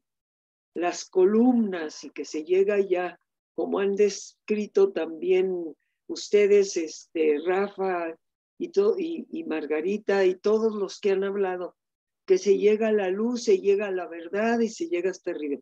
Pero tiene una parte del artículo que les encargo que la busquen, donde dice que hay un momento donde hay un llamado a bajar de allí y a bajar para encarnar en lo concreto. Y es lo que han hecho en esta lectura, en este comentario, es lo que yo he escuchado, así es que si no lo hubieran hecho ya les estaría yo ahorita remarcando esa parte encarnada de la lucha, encarnada en lo concreto, encarnada en la política que hoy en día vivimos, como dijo Coti, con todas esas barras y imposibilidades de entrar y cada vez más tomado el espacio. Entonces yo veo que Jan Robert logra lo que siempre se propuso. Se propuso esta lucidez mental, ontológica, teológica, filosófica, pero siempre la quiso anclar. Y yo veo que con la lectura que ustedes hacen exactamente ese camino. Así es que me da mucho gusto.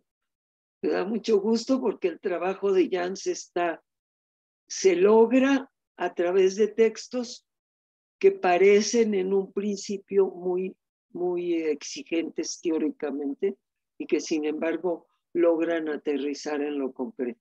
Y muchas gracias, pues me inspiraron mucho.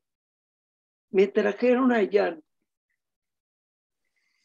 Muchas gracias, Silvia.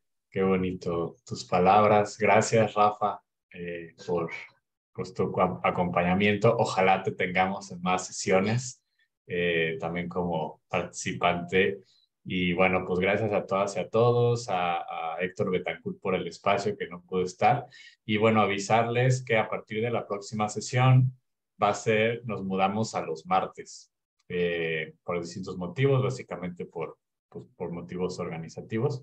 Pero pues quienes están en el chat van a recibir la información de cuándo es la próxima sesión y demás, ¿no? Pero va ahora a ser los martes. Este es el último día que fue el lunes. Y nada, pues. Y yo ¿sí? quería hacer un último pequeño aviso, que ya tengo varios textos de Jan, era muy prolífico, entonces yo tengo ya pensados varios textos que no son exactamente como estos dos que hemos leído últimamente, pero que van a traernos esos niveles profundos de análisis y que ya le tenemos para rato, hasta para el año que entra. Hay ya una programación, comentaristas y pues material de Jan Robert, del pensamiento de ese señor con el que compartí la vida. Gracias, Silvia. Pues ahí seguiremos. Un abrazo, buenas noches. Buenas noches a todos. Gracias.